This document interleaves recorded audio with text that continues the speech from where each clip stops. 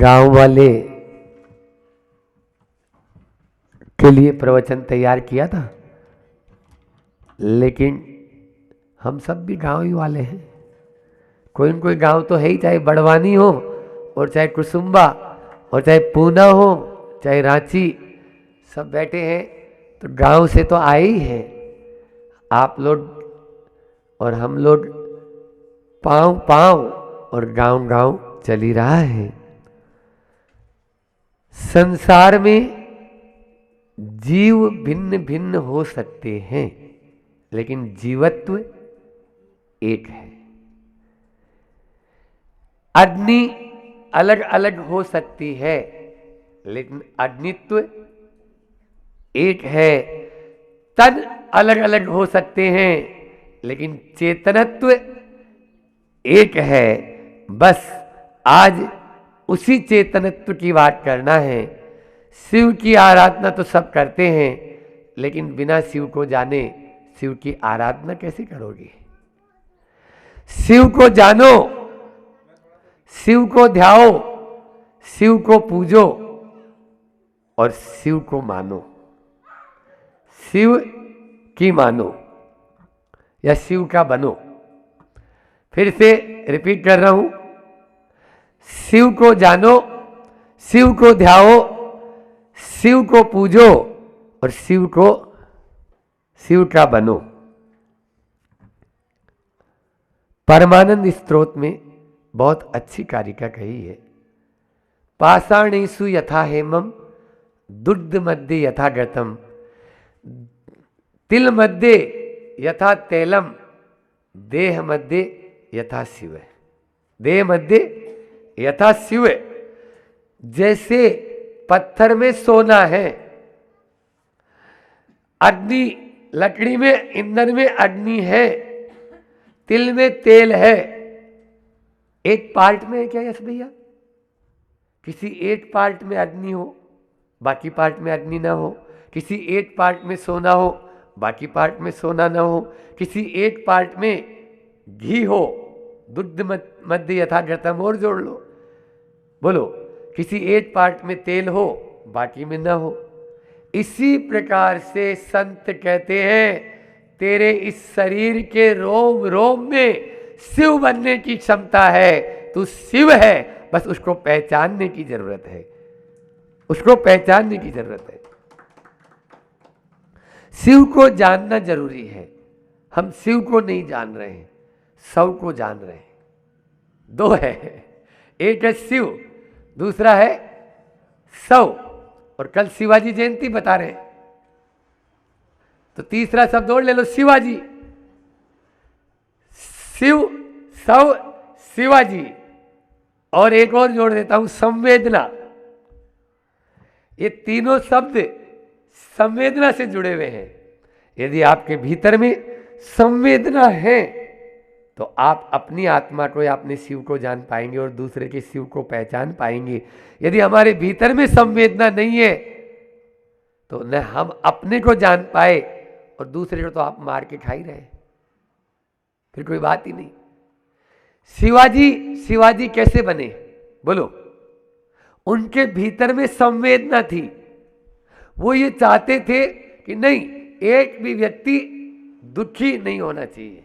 महावीर कैसे बने? उनके भी अंदर में संवेदना थी। हम भी शिव बनना चाहते हैं।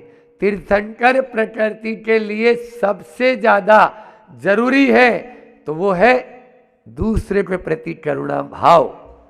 दूसरों, अपने के प्रति तो ठीक है, अन्य के प्रति करुणा भाव जब तक नहीं आएगा, जीव मात्र के प्रति वात्सल्य भाव जब तक नहीं आएगा, तब तक हम शव की तरह हैं।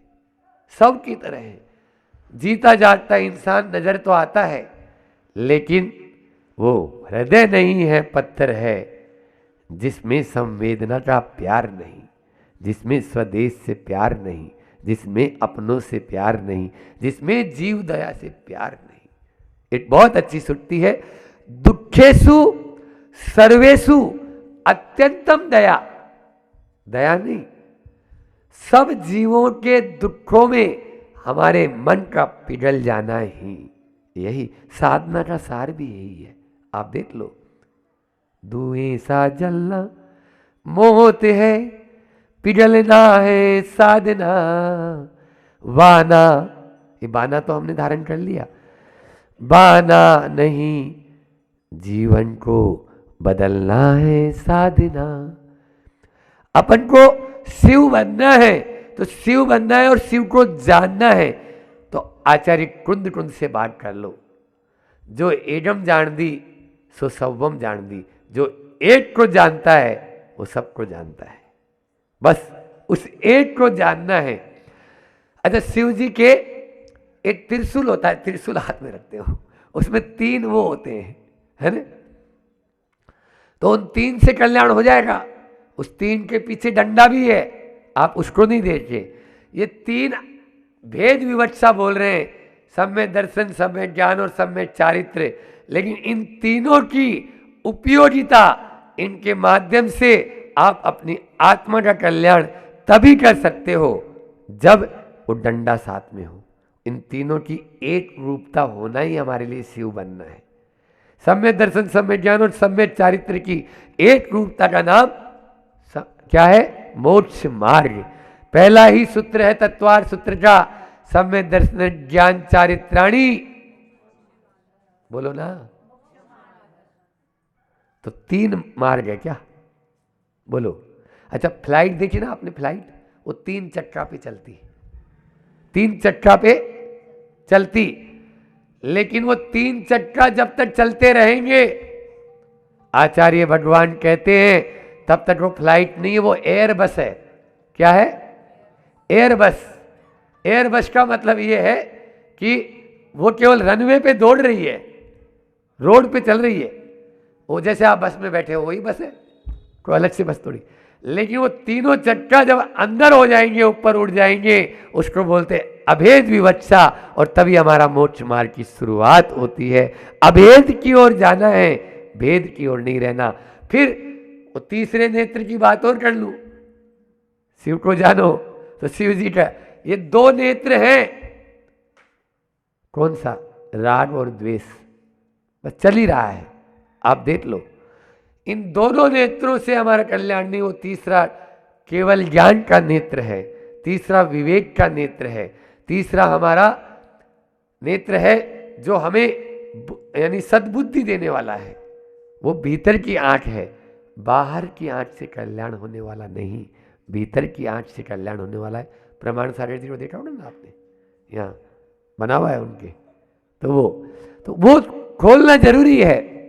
जब तक हम नहीं खोलेंगे, उसको खोलने का उपाय भी बता देता हूं। 4 आपको कार्य करने हैं, ठीक है ना? 4 F लेके जाएंगे बड़वानी वाले। पहला है finish the fight. Finish the fight. अब जो फाइट है उसको फिनिश कर दो, बहुत हो चुका, कब तक लड़ेंगे? सरेंडर हो जाओ, जिसको अपन बोलते हैं। सरेंडर हो जाएंगे तो फिर उसके बाद में लड़ाई नहीं है। Finish the fight. दूसरा है फाइन एबिलिटी। फाइन एबिलिटी, हमें दूसरे के अंदर में क्या क्या योग्यताएं हैं उनको देखना जरूरी है। जब तक योग्यता सामने वाले की नहीं देखेंगे, महाराज जी बोलते हैं ना, आपको 5-5 या 4-4 उसकी आप क्या विशेषताएं लिखनी है, अच्छाइयां लिखनी है उसकी। अच्छाई देखेंगे तभी तो अपन फाइन एबिलिटी, योग्यता उसकी नजर आएगी। फिर उसके बाद में फ्रीक्वेंसी मोटिवेशन। तीसरा क्या है? Frequency motivation. बार बार आप फ्रीक्वेंसी देंगे तभी हम उस शिव को जान पाएंगे, अन्यथा नहीं जान पाएंगे। अनुप्रेक्षा या भावना योग क्या है? भावना योग यही है, मैं क्या हूं, बस इस बात का, मुझे शांत रहना है, मुझे प्रसन्न रहना है, मुझे शांत रहना है, मुझे प्रसन्न रहना है, मुझे सहज रहना है, मुझे सहज रहना है, मुझे सकारात्मक रहना है। यही तो भावना योग है ना, बोलो। और ये कैसे? एक बार नहीं, फ्रीक्वेंसी मोटिवेशन बारंबार आप करेंगे तब ही जाके आएगा। बार बार आप अवचेतन मन को ये देंगे तब ही हमारी वह शिव की ओर रुचि बढ़ेगी। और चौथा है फिल इंपॉर्टेंस, फील इंपॉर्टेंस, महत्व को जाने। आप लोगों के घर में दो चीजें हैं, एक है झाड़ू और एक है ज्वेलरी। दोनों ही जय पे ही बोल देते हैं। क्यों बताओ गौरव भाई, झाड़ू को कहाँ रखते हो? दरवाजे की ओर में, हाँ, या बाहर में ही, जैसे लगभग बाहर, सही बोला। और आप ज्वेलरी कहाँ रखते हो? महाराज जी, वो एक अलमारी है ना, उस अलमारी में भी आप तो देखे ही थे जब हमारे घर पे आए थे, हमने अलमारी में अलमारी बनाई है और उसमें फिर अंदर लॉकर बनाया है। समझ में आया? तो इस प्रकार। अच्छा ये बताओ, फील इंपॉर्टेंस। अब ये दूसरा प्रश्न है, इंपॉर्टेंस की दृष्टि से देखो तो झाड़ू इंपॉर्टेंस है या ज्वेलरी इंपॉर्टेंस है? इंपॉर्टेंट क्या है, उपयोगी कौन सी है? झाड़ू दिन में 4 बार इंपॉर्टेंट है अगर इंपॉर्टेंट की दृष्टि से देखोगे तो। लेकिन फील, जो आप फील इंपॉर्टेंस, फील इंपॉर्टेंस मतलब ये अनुभव क्या हो रहा है, अनुभव झाड़ू का। अरे झाड़ू कोई उठा भी ले जाएगा तो कल फिर खरीद लाएंगे, है ना? कोई उठाता है। कल हम जिस जगह रुके थे वहाँ कुछ नहीं, वो झाड़ू ऐसी पड़ी मिल गई। यही हमारे भैया जी, चैनल वाले भैया जी। तो इस प्रकार से तो झाड़ू कहीं पे भी मिल जाएगी ना, वो तो उस आपको मालूम है। लेकिन ज्वेलरी एक बार चली गई, इस बाहर की ज्वेलरी का तो इतना ध्यान है, लेकिन जो भीतर में जो आपके रत्न हैं, उन रत्नों का कोई अता पता ही नहीं। उस देह मध्य यथा शिवम, जो शिव है उसको हम नहीं पहचान पा रहे, जो हमारे देह के मध्य है उस शिव को पहचानने जरूरी है।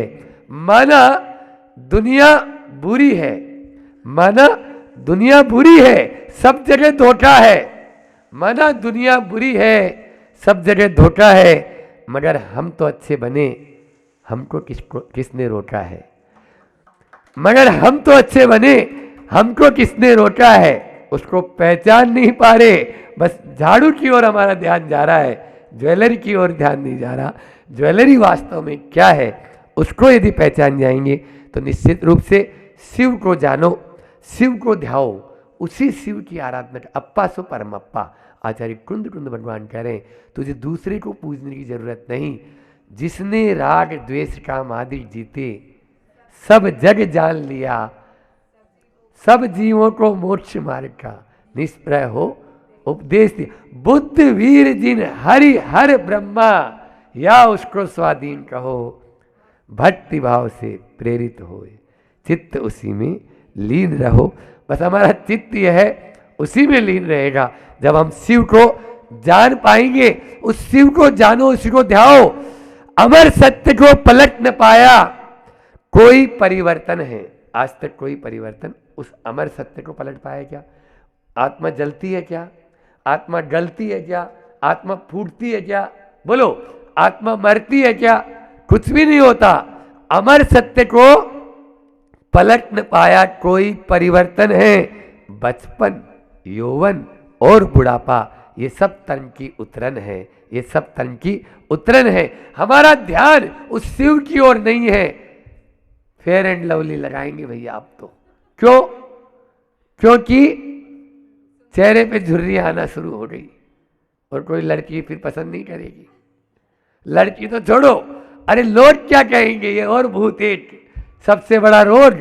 और क्या कहेंगे लोग, इसको भूत को सवार मत करो। संवेदनहीन न बने, संवेदना को अपन जगाएं। तभी हमने आज का टाइटल ही दिया था, शिव बनना है बनो शिवाजी, शिव बनना है बनो शिवाजी। भिड़ जाते थे वो युद्ध के मैदान में, और सामने 2-3 हजार सैनिक हैं और वो अकेला है, अकेला है। लेकिन जीजाबाई भी जीजाबाई कहना पड़ेगा, जो उसकी माँ थी उसको ऐसा प्रशिक्षण दे दिया कि कितना भी कुछ भी हो जाए, उसको अपने बेटे पर इतना विश्वास था कि मेरा बेटा कहीं पर भी है तो वो लौट के वापस आ जाएगा। और सामने वाले को वो साम दाम दंड और भेद आपने देखा होगा, हाँ, वो चाल खेलेगा उसके पहले हम खेलेंगे। लेकिन आज उनके बारे में उतनी बात नहीं, अभी तो मूठ माटी। एक बात बोली, उसी शिव को पूजो, है ना, शिव को पूजना है। हमारे आचार्य श्री जी मूठ माटी में कहते हैं कि दीप का नहीं, दीप का नहीं ज्योति का सम्मान करो, और सीप का नहीं मोती का सम्मान करो। सीप का नहीं मोती का सम्मान करो। बस उसकी पूजा हम तभी कर पाएंगे जब दीप का नहीं हम ज्योति। अच्छा ये बताओ, सैकड़ों तरह के दीपक जल रहे हैं, उनकी ज्योति में कोई फर्क होता है क्या?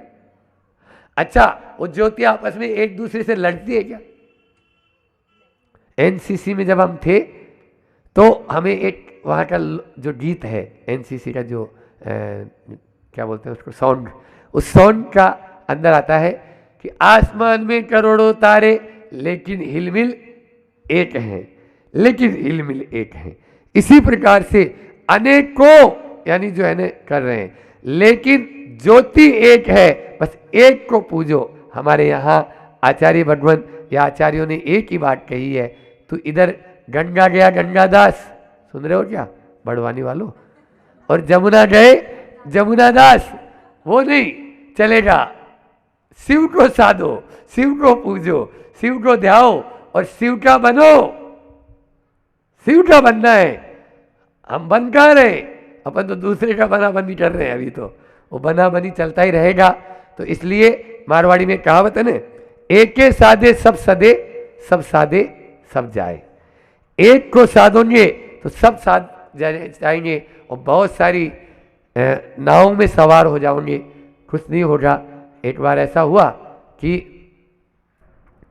एक बार एक अभी कल परसों कल किसी गांव में थे हम, तो उसमें वहाँ पर गणेश जी का विसर्जन हो रहा था जल में, ठीक है ना, इन विसर्जन होता है। अब विसर्जन हो रहा था, तो जैसे ही वो विसर्जन हो रहा था तो वहाँ पर जैसा होता है उनके यहाँ चलते हैं करते हैं, लेकिन एक दिन वो आदमी डूबने लगा और उसने याद किया, और शिव जी को भी याद किया, गणेश जी को भी याद किया, सबको याद किया। तो गणेश जी प्रकट तो हो गए, लेकिन वो नाचने लग गए, नाचने लग गए। बोले मैं मर रहा हूँ और आपको बचाने के लिए बुलाया था मैंने, आप मेरे तो ध्यान रखो। बोले सुन, जब तुम हमें बहाते हो तब डीजे के ऊपर नाचते हो नहीं नाचते हो? हमें जब बहाते हो तब डीजे के ऊपर नाचते हो नहीं नाचते हो? बस यहाँ पर भी शिव का बनो, हमें शिव का बनना है। उसको आपको तभी बनना है जब अपनी आत्मा का कल्याण जिसमें हो रहा है उसको छोड़ देंगे, तभी हम शिव का बन पाएंगे, अन्यथा नहीं बन पाएंगे। हम सबका शिव का बनना है। प्रमाण सागर जी महाराज बहुत अच्छी बात, 4 लाइनें कहते हैं कि दूसरों के, संवेदनशील पे याद आया, दूसरों के कष्टों के प्रति संवेदनशील बने और अपने कष्टों के प्रति सहनशील बने।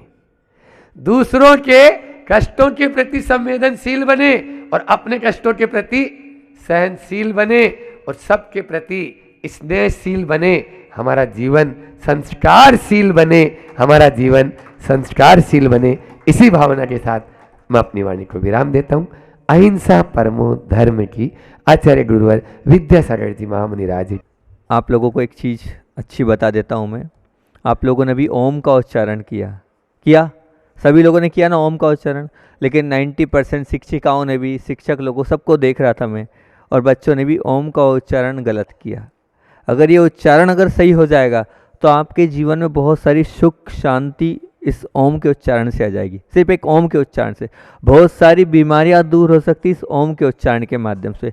लेकिन क्या है, ये जो उच्चारण है जैसे होना चाहिए वैसे हो नहीं पा रहा है। वहाँ जो स्थान उच्चारण के आए हैं, जो कहे गए हैं, उन स्थानों से नहीं होने के कारण उस उच्चारण को हम नहीं कर पाने के कारण उसका पूरा लाभ नहीं ले पा रहे हैं। तो जो ओम का उच्चारण आज आप सबसे पहले सीख ले कैसे ओम का उच्चारण करते हैं। ये ओ जो होता है ये कंठ से निकलता है। कहाँ से? कंठ से। और जो म निकलता है ये म नाक से निकलता है। कहाँ से निकलता है? नाक से। नाक से तात्पर्य ये है कि ना दांत, ना जीभ, ना तालू, ना कंठ, किसी का प्रयोग नहीं करना है इसमें। बच्चों समझ रहे हो ना, ओम का उच्चारण कैसे करना है? मतलब ना दांत, ना जीभ, ना तालु, ना कंठ, मतलब निकलेगा तो म, वहां ओ के ऊपर क्या है? बिंदु है, बिंदु है ना, ओ के ऊपर बिंदु है। शिक्षिकाएं समझेंगी तो बहुत अच्छा रहेगा, जो पढ़ाने वाले समझें, क्योंकि मैं सबको देख रहा था कोई ओम का उच्चारण कर पा रहा है कि नहीं। सभी लोगों ने जो ओम का उच्चारण है, म का उच्चारण होठ से किया होठ से, होठ से किया ना सभी लोगों ने? हाँ ना में तो जवाब दो, किया ना होठ से। ओम म कहाँ से किया? होठ से। लेकिन वो जो है होठ से नहीं होता उसका उच्चारण, उसका उच्चारण होता है नाक से। होगा म, निकलेगा म, लेकिन कहाँ से निकलेगा? नाक से। ना दांत, ना जीभ, ना तालु, ना कंठ, उससे जो ओम का उच्चारण होगा उससे शरीर में एक ऊर्जा उत्पन्न होगी, एक वाइब्रेशन आएगी, ऊपर से लेकर नीचे तक के जितने भी चक्र हैं वो सब जागृत हो जाएंगे, अनेक प्रकार की बीमारियां दूर हो जाएगी, सुख शांति का अनुभव होगा। मैं एक बार करके दिखा रहा हूँ, सब बच्चे लोग अच्छे से देखें और जितनी शिक्षिकाएं हैं वो लोग देखें, और जो पेरेंट्स लोग देखें वो भी देखें इस ओम के उच्चारण को कैसे करते हैं।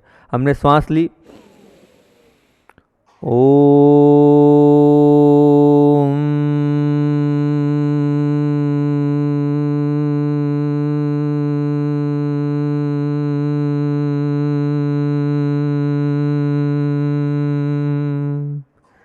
ये म का उच्चारण निकला म है, लेकिन कहाँ से निकला है?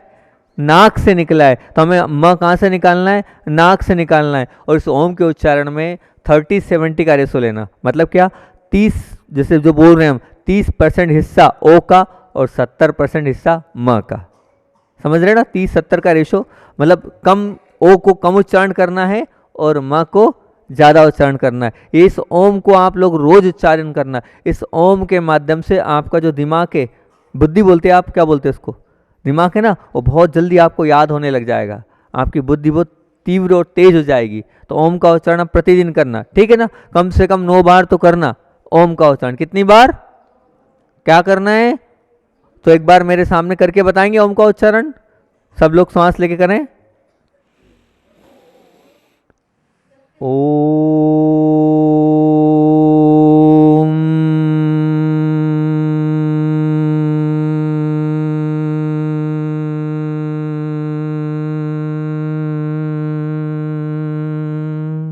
ऐसे आप लोग प्रतिदिन इस ओम को उच्चारण को करना। इस ओम के उच्चारण में सब गर्भित है, जितने भी भगवान हैं इस ओम में गर्भित है, जितने भी हमारे पूज्य आदरणीय वंदनीय महापुरुष हुए इस ओम में गर्भित है। ये ओम किसी एक धर्म का नहीं है, सब धर्म और सब संप्रदाय इसको मान्य है, इसलिए इसको महामंत्र कहा गया है। इसलिए इसका आप रोज प्रतिदिन स्मरण करना ओम का।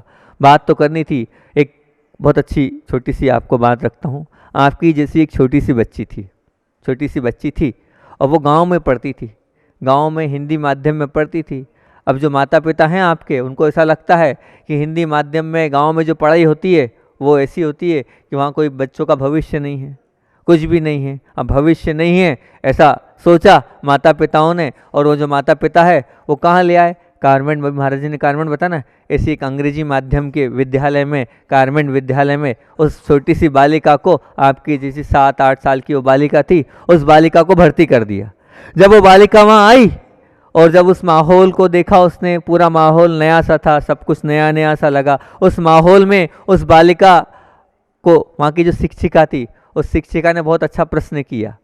बोले जितने बच्चे हैं वो ध्यान से सुनो, हम आपसे एक प्रश्न पूछ रहे हैं, उस प्रश्न का आपको सबको जवाब देना है, ठीक है ना? तो मैं भी आप लोगों से वही प्रश्न पूछ रहा हूँ जो शिक्षिका ने पूछा था, वही आप लोगों से पूछ रहा हूँ। उन्होंने कहा उस जो बालिका से, बालिका नहीं मतलब पूरी क्लास में जितने भी बच्चे बैठे सबसे कहा, हालांकि वो जो बच्ची थी बड़ी सहमी हुई थी। क्यों बड़ी सहमी हुई थी? एक तो माहौल ख़राब, ऊपर से जो है वो इस प्रकार का सब कुछ था, रहने का तरीका अलग। अब वो गांव की थी, यहाँ शहर की आई, बोलचाल का तरीका अलग, सब कुछ स्टैंड, फिर भी वहाँ सहमी हुई थी और बैठी थी एक तरफ। तो शिक्षिका महोदय ने बोले बच्चों, मेरा प्रश्न ये है कि 7 अजूबे हैं। अजूबे मतलब समझते ना, वंडर, आपको मालूम है? आपकी शिक्षिका ने बताया। क्या बोलते इसको मराठी में? 7 आश्चर्य, आश्चर्य, वंडर, अजूबे। बोले 7 आश्चर्य हैं दुनिया में, कितने कहते हैं? 7 आश्चर्य हैं। तो अब बोले इन 7 आश्चर्य जो हैं, अब लेकिन ये 7 आश्चर्य तो उन्होंने किए, जिन्होंने किए जो किए, लेकिन आपकी नज़र में 7 आश्चर्य क्या हैं? आपके अनुभव में 7 आश्चर्य क्या हैं। भले ही छोटे छोटे थे आप बच्चे, लेकिन हो सकता है आपके अंदर भी तो है सोचने समझने की शक्ति। आप अपने मन से सोचो कि 7 आश्चर्य कौन से हैं, 7 आश्चर्य कौन से हैं। अब सब अपने अपने हिसाब से लिख रहे थे। कोई कहता है सचिन तेंदुलकर आश्चर्य है, कोई कहता है कौन, तो बोले अमिताभ बच्चन एक आश्चर्य है, तो कोई कहता है लता मंगेशकर आश्चर्य है। जिसको जो पसंद वो लिख रहा है कि ये हमें आश्चर्य लगता है, इनकी आवाज़ बहुत अच्छी है, इनका खेल बहुत अच्छा है, इनकी जैसे कोई बोलता है नरेंद्र मोदी बहुत अच्छे हैं, इतने अच्छे नेता नहीं है। तो सिर्फ जिसको जो बोले, जो अपनी इच्छा से आप अपने अपने आश्चर्य लिखो। सब अपने अपने आश्चर्य बोलते हैं ना उसको, आश्चर्य, अजूबा, वंडर, जो कहना चाहे वो लिखो। सब अपने अपने हिसाब से लिख रहे थे अजूबे। अब आपसे हम पूछ रहे हैं, आप बताओ आपके जीवन में कौन से 7 आश्चर्य हैं। आपको कौन सा ऐसा लगा कि ये बहुत आश्चर्यचकित करने वाली बात है, ये अजूबा है इस संसार का। अब वो जो बच्ची नहीं लिख रही थी, उस बच्ची से कहा बेटा लिखना तो पड़ेगा, जो तुम्हें अच्छा लगे वो लिखो, लेकिन लिखो। अब वो जो बच्ची है वो छोटे से गांव की विद्यालय से हिंदी माध्यम से निकलकर पढ़ने आई हैगी। अब उसके 7 अजूबे हम आपको सुना है क्या हैं, बहुत अच्छे 7 अजूबे सुनना। वो जो उसने अपने चिंतन से वो 7 अजूबे लिखे, किस प्रकार से लिखे उसने सबसे पहला अजूबा लिखा देखना। क्या लिखा? देख तो आप सकते हैं ना, आंखें सबकी है, तो बोले ये भी एक बहुत बड़ा अजूबा है देखना। लेकिन किसको देखना? बोले अपने आप को देखना, अच्छाइयों को देखना और सबकी भलाइयों को देखना, दूसरों की बुराइयों को नहीं देखना। बोले ये देखना क्या है? अजूबा। लेकिन उसको कैसे देखना है? हमें सबकी अच्छाइयों को देखना है, बुराइयों को नहीं। बताओ बच्चों, आप सबकी अच्छाइयाँ देखती हो कि बुराइयाँ देखते हो? क्या देखते हो? पक्का अच्छाइयाँ देखते हो, बुराइयाँ तो नहीं देखते? नहीं देखते? पक्का नियम है, बोलो आप, झूठ नहीं बोलना, महाराज जी सामने झूठ नहीं बोलते हैं। तो देखो उसने ये लिखा, ये एक बहुत बड़ा अजूबा है देखना। लेकिन क्या देखना? अच्छाइयों को देखना, बुराइयों को नहीं देखना। कभी भी हमारे जीवन में हम किसी की बुराई नहीं देखें। अगर हम किसी की बुराई देखेंगे तो जो वो बुराइयां हैं वो हमारे जीवन में आ जाएगी। इसलिए क्या देखना है? हमें अच्छाई देखना है। और ये अच्छाई देखना भी क्या है? एक प्रकार का अजूबा है। क्या है? एक प्रकार का आश्चर्य है। आज कोई भी अच्छाई देखने को तैयार नहीं है, सब क्या देखते हैंगे? बुराई। क्या देखते हैंगे? बुराई। तो ये एक अजूबा है। ये वो अजूबा उसके जीवन में भी हो और आपके जीवन में भी हो, तो बहुत अच्छी बात है। कि दूसरी बात ये है कि दूसरा अजूबा क्या? बोले सुनना। क्या? सुनना। आप भी सुन पा रहे हैं ना, मेरी बात आ रही है आपके कान तक? तो बोले ये अजूबा है, लेकिन क्या सुनना? बोले अच्छाई, अच्छी बात सुनना, बुरी बात नहीं सुनना। कैसी बात सुनना? अच्छी बात सुनना। ये एक बहुत बड़ा अजूबा है। हमें ऐसी वैसी बात को सुनना ही नहीं, हमें गलत बातों को सुनना ही नहीं, हमें बुराइयों की सुनना ही नहीं। हमें तो क्या सुनना है? अच्छा ही सुनना है। जो अच्छा सुनता है उसका जीवन ही अच्छा बनता है। आपको अपना जीवन कैसा बनाना है? अच्छा बनाना है कि खराब बनाना है? अच्छा बनाना है, पक्का अच्छा बनाना है। तो बस हमें अच्छा ही सुनना है, बुरा बिल्कुल नहीं सुनना है। जो अच्छा सुनेगा ये समझ के चलना, उसका जीवन भी अच्छा बनता चला जाएगा। एक छोटी सी बात, बहुत अच्छी कहानी बताता हूँ। शिक्षिका महोदया और शिक्षक महोदया बैठे हैं, तो वो सुने इस बात को बच्चों को लिए। वो कहानी आप सुनाना और उनको जीवन में उतारना। एक ऐसी स्टाफ रूम था, उस स्टाफ रूम में सभी शिक्षक लोग थे। अब एक शिक्षक आए दूसरे शिक्षक को बताने, अरे आपने कुछ सुना क्या उनके विषय में? क्या उन्होंने कहा, आपने कुछ सुना क्या उनके विषय में? तो जैसे वो शिक्षक थे उन्होंने बहुत अच्छी बात बोली। बोले आप जो सुना रहे हो हमें, वो बात जो आप सुनाने जा रहे हो, क्या वो बात सच्ची है? नहीं, वो बात सच्ची तो नहीं है, मैंने सुनी है, मैंने वो बात सुनी है। बोले बात सच्ची नहीं है तो आप मुझे बस सुनाओ। और फिर उन्होंने कहा, मैं जो सुनता हूँ 3 छलनियों से छानता हूँ उन बातों को, 3 छलनियों से छानता हूँ। बोले कौन सी? बोले सबसे पहली बात तो क्या, वो बात सच्ची हो तो मैं सुनने को तैयार हूँ। वो बात सच्ची नहीं है, आपने किसी और के मुख से सुनी है, तो फिर मुझे नहीं सुनना। अच्छा एक बात बताओ, आपको इतनी इच्छा है सुनाने की, तो क्या वो बात अच्छी है? नहीं, वो बात अच्छी भी नहीं है। वो हम अगर आपको सुनाएंगे तो आपका मन खराब हो जाएगा, वो अच्छी भी नहीं है। तो बोले जब वो अच्छी भी नहीं है तो मैं क्यों सुनूं? मुझे सुनना ही नहीं, वो बात अच्छी नहीं है तो। अच्छा बोले अच्छा ठीक है, अब इतनी आतुरता है पर वो सुन लेते तो अच्छा रहता। अच्छा इतना बताओ, क्या मेरे उपयोगी है वो? क्या वो बात मेरे उपयोगी है? बोले नहीं, वो आपके उपयोग को खराब कर देगी, आपका कोई उससे कोई लेना देना नहीं, आपका उपयोग भी उससे निर्मल नहीं रहेगा और बल्कि खराब हो जाएगा। बोले भैया जब वो बात ना सच्ची है ना अच्छी है और ना उपयोगी है तो मुझे सुनना ही नहीं। मैं तो 3 छलनियों से बात को छानता हूँ, सच्ची, अच्छी और उपयोगी हो तो मैं सुनता हूँ, नहीं तो सुनता ही नहीं, मुझे सुनना ही नहीं है। तो बच्चों ध्यान रखना, हमें क्या सुनना है? सच्ची हो, बोलो, सच्ची हो, अच्छी हो और हमारे उपयोगी हो तो ही सुनना है, नहीं तो नहीं सुनना। अगर हम सच्ची, अच्छी और उपयोगी बात को नहीं सुनेंगे तो हमारा जीवन खराब हो जाएगा। जब उपयोग में ही नहीं आया तो क्यों सुनना, अच्छी नहीं है तो क्यों सुनना, और सच नहीं तो क्यों सुनना। तो जीवन में सिद्धांत बना लेना कि सच्ची, अच्छी और उपयोगी बातों को ही हम सुनेंगे, बाकी दूसरी बातों को नहीं सुनेंगे। समझ में आ रहा है? कौन कौन सी, जल्दी बोलो। सच्ची, अच्छी और उपयोगी, है ना? सच्ची, अच्छी, उपयोगी बात को ही हम सुनेंगे। और तीसरा, बोले तीसरा अजूबा क्या है? बोले सोचना। सोचना बहुत बड़ा अजूबा है, लेकिन क्या सोचना है? क्या सोचना है? सोचना क्या, तो सबके पास बुद्धि है, लेकिन क्या सोचना है? तो बोले बस ये सोचना है कि बस सबका भला हो, सबका अच्छा हो, ये सोचना है। अपना खुद का नहीं सोचना है, दूसरों का सोचना, लेकिन कैसा सोचना है? सबका भला हो, सबका अच्छा हो, सबका कल्याण हो, मेरे द्वारा किसी का बुरा नहीं हो। ये भी क्या है? एक प्रकार का अजूबा है, ये आज किसी के अंदर नहीं है। अच्छा सोचना, सोच तो सब रहे हैं, लेकिन सब किसकी सोच रहे हैं? अपनी सोच रहे हैं। हमें अपना नहीं सोचना है, हमें सबका सोचना है। जो सबका सोचता है उसका ऊपर वाला सोचता है।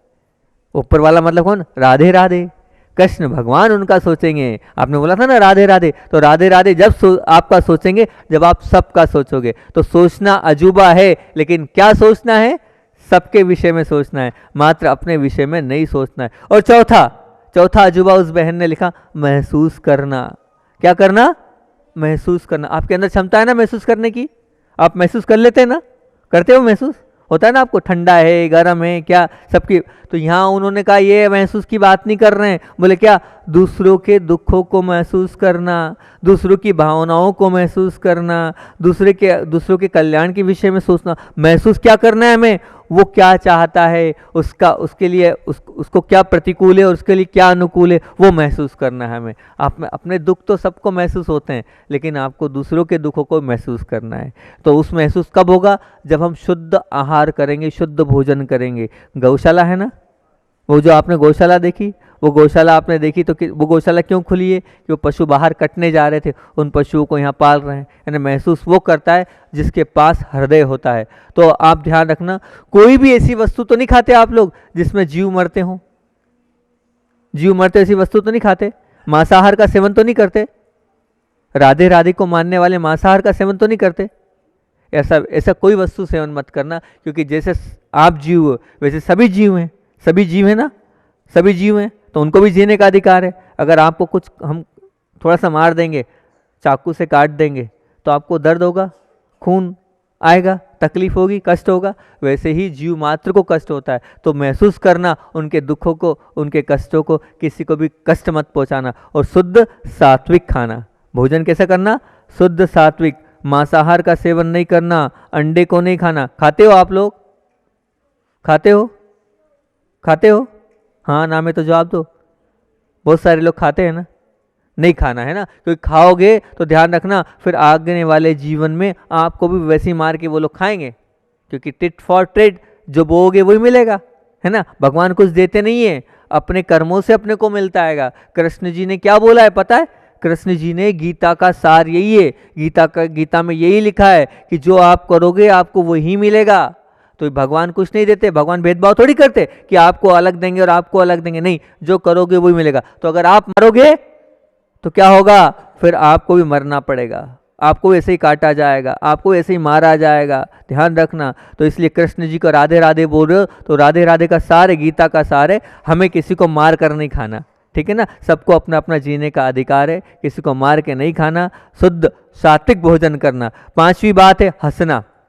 हंसना भी एक प्रकार का अजूबा है, लेकिन किसी पर हंसना नहीं है, हमें किसी पर हंसना नहीं है। फिर किस पर? अपने आप पर हंसना है। कैसे अपने आप पर हंसना है? मतलब अपने अंदर से उत्साह से रहना है हमें, अपनी जीवन की प्रसन्नता के साथ रहना है हमें। हम प्रसन्नता के साथ रहेंगे और प्रसन्नता के साथ हंसते हंसते सब, चाहे कोई हमें मार भी दे तब भी कोई बात नहीं, हमें लेकिन हंस के उसका जवाब देना है। ऐसा नहीं आप प्रतिकार करें, किसी ने अगर पत्थर मारा है तो आप क्या करोगे, लात मारोगे, नहीं, कोई बात नहीं, हमें लेकिन हंस के उसको जवाब देना है, क्योंकि हम क्या है, गांधी जी बनना है हमें। गांधी जी कैसे थे मालूम है, कोई बात नहीं, आपने एक मारा है, आप दूसरा गाल आगे कर दिया, कितना मारोगे, मार लो, लेकिन आपको प्रतिकार नहीं करना, आपको क्या नहीं करना, प्रतिक्रिया नहीं व्यक्त करना, क्या देखना, क्या है पहला अजूबा, देखना, लेकिन क्या देखना, दूसरों की अच्छाइयों को देखना, बुराइयों को नहीं देखना। सुनना, लेकिन क्या सुनना, अच्छी बातों को सुनना, बुरी बातों को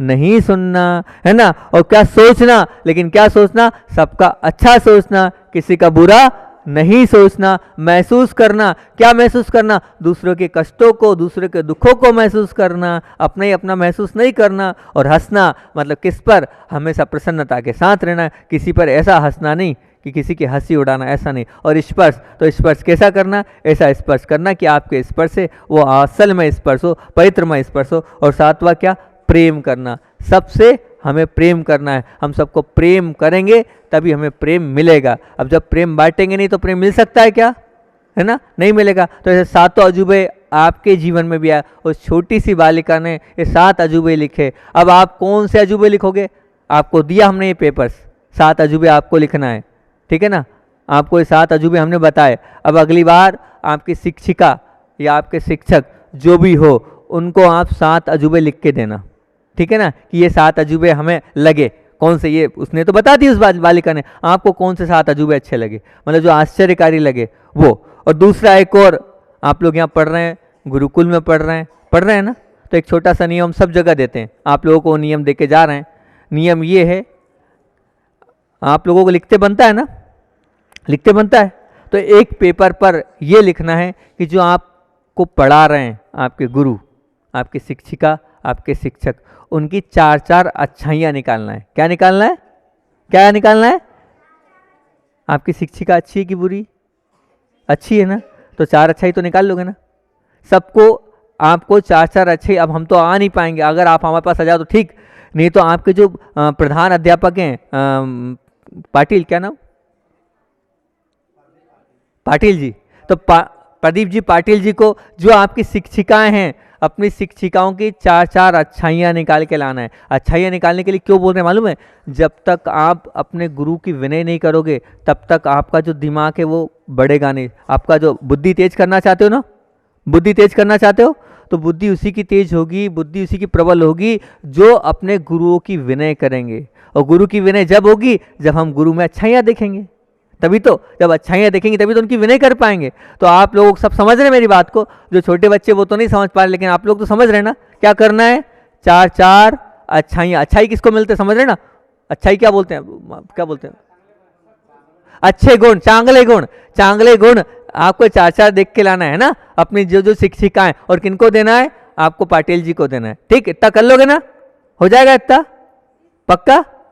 आप अपनी भाषा में बता दो क्या बोला हमने, वो समझ गए बच्चे।